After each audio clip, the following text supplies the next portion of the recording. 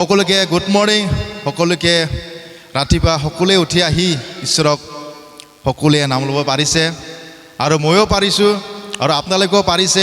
একেলগে আমি সকলোৱে ঈশ্বৰৰ কৃপাত ঈশ্বৰৰ দয়াত আমি সকলোৱে জীয়াই আছোঁ। Hallelujah, praise the lord. ঈশ্বৰৰ কৃপা নহ'লে, ঈশ্বৰৰ দয়া নহ'লে আমাৰ দুৰ্গতি হয়। আমাৰ অনেক অনৰ্থক কিছুমান ঘটনাবিলাক হয় বা আমাৰ কিছুমান হ'ব নলগা কিছুমান কামবিলাক আমাৰ হৈ যায় আৰু কিছুমান আমাৰ আমি কি কয়, আমি মুক্ত হৈ থাকিব নোৱাৰোঁ। আমাক শয়তানে কি কৰি ৰাখে? আবদ্ধ কৰি ৰাখে। আমাক ঈশ্বৰে তাতে, শয়তানে আমাক তাতে ৰাখিব পৰা নাই। আমাক তাৰ পৰা ঈশ্বৰে আমাক কি কৈছে? আমাক পৃথক কৰি লৈ আহিছে। Hallelujah, praise the lord. আহক আজি ৰাতিপুৱা এটা বাক্য পঢ়িম গীতমালাৰ পৰা 24 অধ্যায়ৰ 3, 4, 5 একেলগে চাম আমি সকলোৱে। জিহুৱাৰ পৰ্বতলৈ কোনে উঠি যাব পাৰে? তেওঁৰ পবিত্ৰ স্থানত বা কোনে থিয় হ'ব পাৰে? যাৰ হাত শুচি আৰু মন নিৰ্মল, যিজনে অনৰ্থক কথালৈ মন নেমেলে, যিজনে চল কৰি শপত নাখায়, সেইজনেই উঠি যাব পাৰে বুলি কৈছে। হালেলুয়া। আকৌ এবাৰ পঢ়ি যাম, আপোনালোকে আৰু শুনি যাব।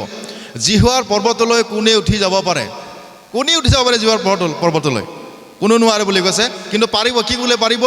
তেওঁৰ পবিত্ৰ স্থানত বা কোনে থিয় হ'ব পাৰে। আৰু তেওঁৰ পবিত্ৰ স্থানত, ঈশ্বৰৰ গৃহত বা বিধিত, ঈশ্বৰৰ ৰাজ্যত, ঈশ্বৰৰ কামত, ঈশ্বৰৰ সংস্থাবিলাকত বা ঈশ্বৰৰ পৰিচৰ্যাবিলাকত কোনে থিয় হৈ থাকিব পাৰে? কোনে লাষ্টিং হ'ব পাৰে? কোনো নোৱাৰে। যিজনে ঈশ্বৰৰ লগত লাগি থাকে। পিছত এনচাৰটো পিছত আছে। হালেলুয়া। আমি চাম, যাৰ হাত শুচি, হাতবিলাক যাৰ শুচি হ'ব, যাৰ মন নিৰ্মল হ'ব, যিজনে অনৰ্থক কথালৈ মন নিমিলিব। হালেলুয়া। যিজনে চল কৰি শপত নাখায়, মিছা শপত বা কিবা কিবি বিভিন্ন ধৰণৰ চিন্তা ধাৰণা কৰি কিবা কিবি কামবিলাক কৰি থাকে, সেইবিলাক যিবিলাক নকৰে বা যিনি বিভিন্ন অনৰ্থক কামবিলাক নকৰে বুলি কৈছে। আৰু যাৰ মন নিৰ্মল আৰু যাৰ মন অনৰ্থক কথালৈ মুখ নেমেলে, যি তি কথা নকয়। বহুতখিনি পইণ্ট আছে, সেই পইণ্টটো 4-5টামান পইণ্ট আছে, আপোনালোকে মনত ৰাখিব। সেইজনে জিহুৱাৰ পৰা আশীৰ্বাদ পাব আৰু সেইজনে নিজ ত্ৰাণকৰ্তা ঈশ্বৰৰ পৰা ধাৰ্মিকতা পাব।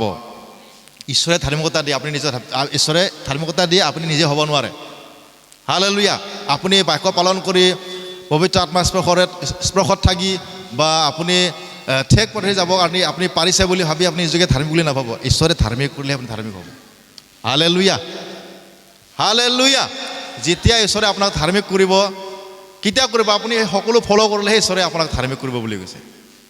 আপুনি কিছুমান কাম কৰি ধাৰ্মিক হ'ব নোৱাৰে। মই ঠিক পথত আছোঁ বা মই সঠিক জেগাত আছোঁ, মই ঠিক পথেদি চলি গৈ আছোঁ, আপুনি ক'ব নোৱাৰে। Hallelujah, hallelujah. বল যীশু মসীহ কি।